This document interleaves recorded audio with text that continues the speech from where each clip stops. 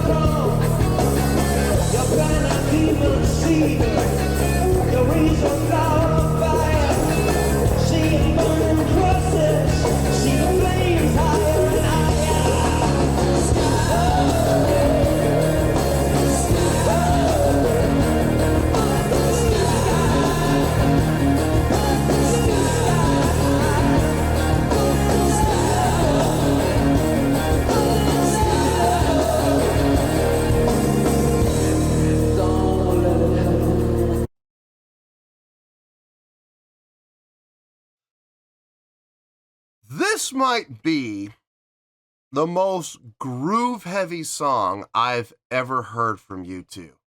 It's possible. I'm digging it. I'm digging the feel of the song.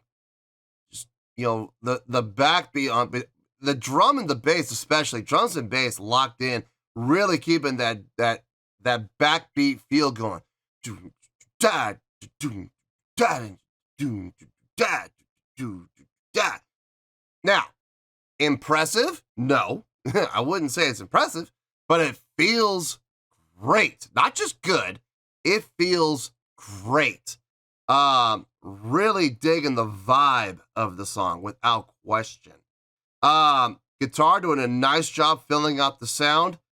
That signature delay, yeah, that a lot of people were telling me in the comments that's like his calling card. Like he always uses it, like in every song, and I'm starting to see that. There's nothing wrong with that. It's, you know, some people, I mean, to some extent, you could say that's his gimmick. You know, that's what makes him stand apart from every other guitar player out there. Let's be honest, the chords that he's playing, could other guitar players play it? Yeah, sure, absolutely, no problem. Are they going to get the same sound? The only way they're going to get the same sound is if they go to him and they ask for his settings on his delay and his effects, you know? That's the only way they're going to get it to sound exactly like him. So, to some extent, it is his gimmick, you know? And look, there's nothing wrong with that. It's what makes him stand apart from all the other guitar players out there. That's perfectly fine. I don't know why people have this negative connotation with the word gimmick. You know, they immediately associate the word gimmick with negativity, and I've never understood why. Why? Because there are thousands, tens of thousands of bands out there who probably sound exactly like your band. So what are you going to do to make yourself stand apart from all those other bands so that you get noticed? I love the people who are like, well, we'll just play better than them. Ha! Oh, wait, you serious? Let me laugh even harder. Okay, sure. Good luck with that. I hope it works out for you. But I guarantee you, while you're thinking that, 99% of those other bands are thinking the exact same thing. Well, we'll just play better than all those other bands. So who's going to come out on top? Good question. Then there's that 1% who are going to say, you know what, we got to come up with a gimmick to make us stand apart and make us stand out in the crowd and are going to get us noticed. So they come up with a gimmick. Now, do they need the gimmick? Once they get noticed, no. You know, you use the gimmick to make yourself stand apart. Now, there are bands that rely on the gimmick because they can't play their instruments worth a dang. Well, that's not good, okay? That's not good. But when you have bands and you have musicians who are able to play their instruments just fine, they're all very accomplished, they all sound great playing what they're playing, you add the gimmick in to make yourself stand apart from all those other bands, that's a different story. And that's kind of what happens with, well, and not just musicians, and not just bands, but individual musicians as well. Look at Steve Vai. I mean, look, you could hear Steve Vai play, not knowing that it's Steve Vai. You're going to hear it, and you're going to immediately know that's Steve Vai. He's got a signature sound. He's got a signature way of playing. Same thing with The Edge. You know, he plays, you hear his delay, and it's like, oh, that's The Edge. You know, no problem. I got no issue with it. Let's keep going. Let's see where this goes.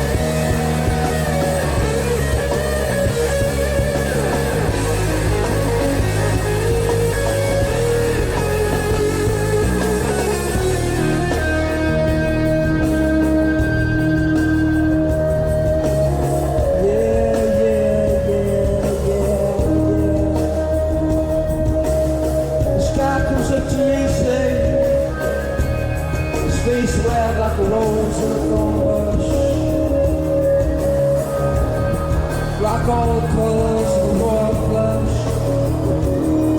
It's peeling off those dollar bills. Slapping them down. Slapping them down. We're talking 100. 200. 300. Oh! I can see those spider planes. I can see those spider planes.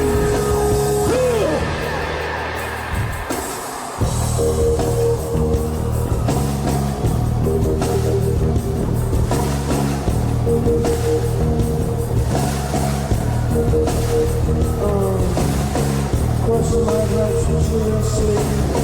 Through the alleys and quiet city streets. Take the staircase to the first floor. Turn the key, unlock the door. A man breathes into a saxophone. Saxophone. Through the walls, we the city moon. Moan. Outside is America. America.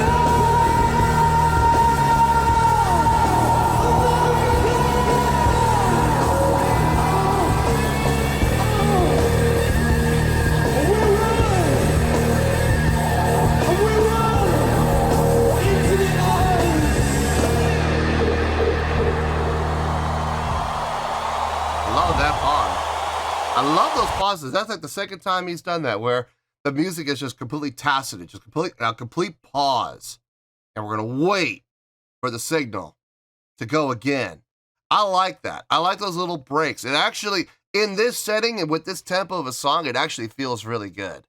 Now, if we were going along at a faster clip, like maybe double time or something like that, I don't know if I'd be that big of a fan of that. But because of this laid back feel, yeah, it definitely works. I was questioning at first when I saw Bono come out with the headset mic. I was kind of questioning that. I was like, why? Why would you do that? You had a perfectly good microphone on your stand. Just use that. But now I get it. Before I had a chance to pause and ask why that was happening, I saw what he was doing. A lot of crowd interaction, a lot of movement, a lot of energy, a lot of theatrics with his hands, a lot of body language. Got no problem with it. Got no issue with it at all. It makes perfect sense to do that. His vocal approach, very strong. Very, very strong. In this section that we just watched. I like it. I really like it. What's happening with the bass and the drums and the guitar to back him up with it and reinforce what he's singing, even better. That guitar solo was nice, gotta say. Probably one of the most rockin' guitar solos I think I've heard from The Edge. That was nice. It was really nice. I was digging it. I was absolutely vibing to that guitar solo. I honestly have no complaints about this at all. It felt good, man, all the way through. It really did. I just realized I paused and there's only 5 seconds left. What's the matter with you? This is why I should always look first.